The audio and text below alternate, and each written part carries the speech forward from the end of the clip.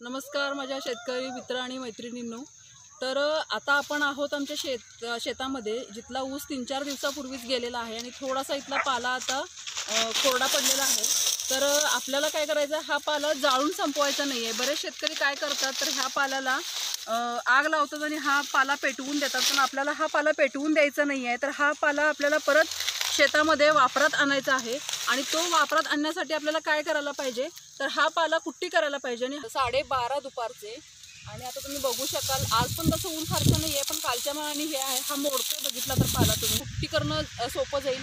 तर आता आपण थोडा डेमो बघूया।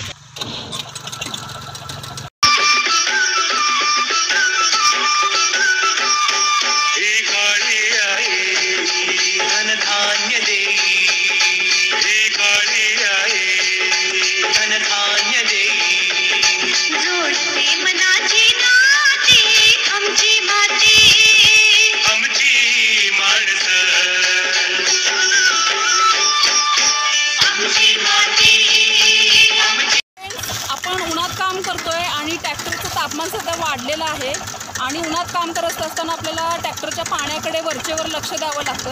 तर आता आपण थोडं पाणी चेक करून घेऊया आधी, कारण 35 HP टॅक्टर आहे, त्याचं कपॅसिटी थोडी कमी असते आणि हीट वाढलेलं आहे। आपण थोडंसं पाणी चेक करून घेऊया।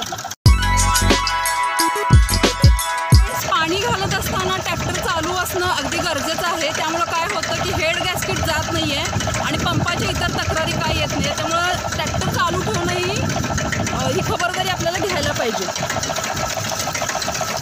पण 2 दिवस झालं गेले इथं काम चालू आहे, पाला कुट्टी करायचं आणि पाला कुट्टी करून झालेलं आहे आणि आता आपण या शेतामध्ये मारतोय। सिंगल पलटीनं काम चालू आहे आपलं आता इथं आणि आपला ट्रॅक्टर आहे हा आहे मॅसी फर्ग्युसन, जो 35 HPचा आहे। आतमध्ये सिंगल पलटी मारतो त्यावेळेला जो कुट्टी झालेला पाला आहे तो मातीमध्ये गाडला जातो। काही ठिकाणी थोडा पाला राहिलेला आहे, पण तो पण मातीमध्ये गाडल्या गेल्यामुळं कुजण्याची प्रक्रिया आहे ती अगदी छान होते। जे काम आहे ते आपल्याला स्लो स्पीडने करायचं आहे आणि ते आपण लो मध्ये 3ऱ्या गिअरमध्ये काम करतोय।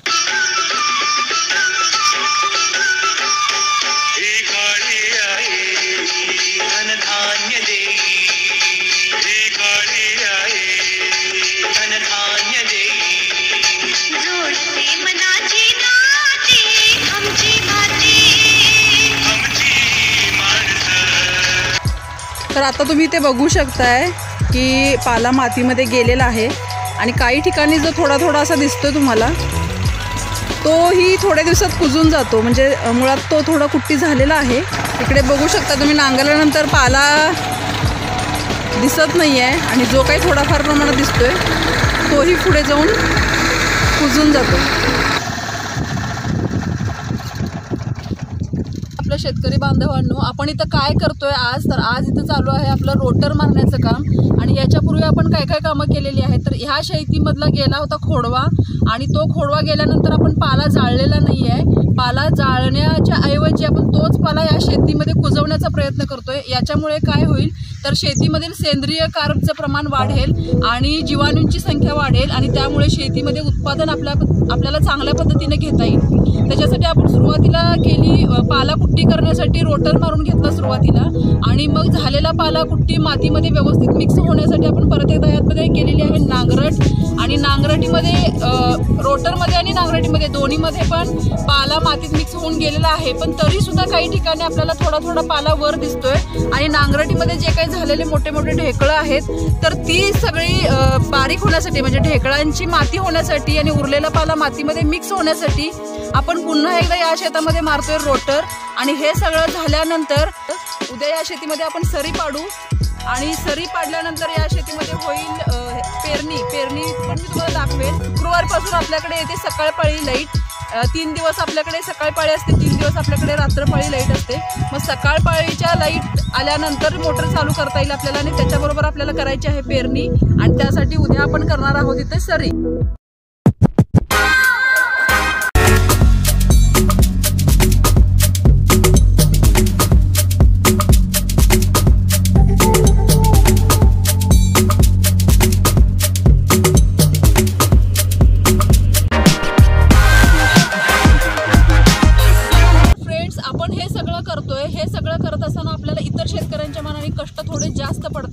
इतर म्हणजे कोणत्या, जर जे शेतकरी शेतकरी पाला जाळून लगेच नांगरट करतात, त्यांच्यापेक्षा थोडंसं कष्ट आपल्याला जास्त पडतंय.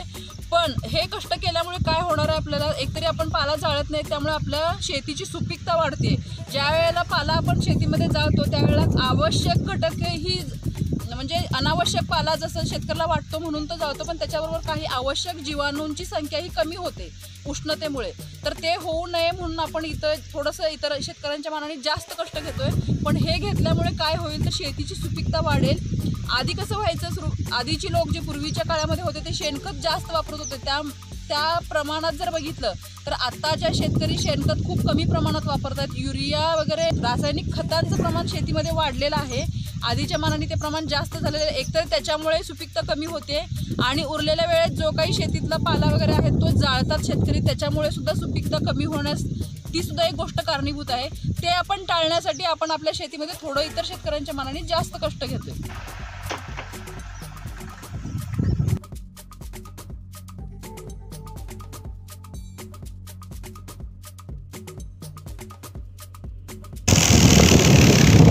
आणि आज आपल्या ह्या शेतीमधील अगदी अंतिम टप्प्यातलं काम चालू आहे, ते म्हणजे सरी सोडणे. आता ही जी सरी आहे ती या सरीमधलं अंतर जे आहे ते 2.5 फूट ते 2.25 फूट इतकं आहे. इतकं अंतर ठेवण्याचं कारण हे की आपण या शेतामध्ये आता करणार आहोत आणि हरभरा, त्यासाठी आपण एवढं अंतर ठेवलेलं आहे. सरी पाडत असताना जर तुम्ही बघत असाल तर यामध्ये काही ठिकाणी पाला मिक्स झालाय, काही ठिकाणी थोडा वर आलाय, पण काही हरकत नाहीये.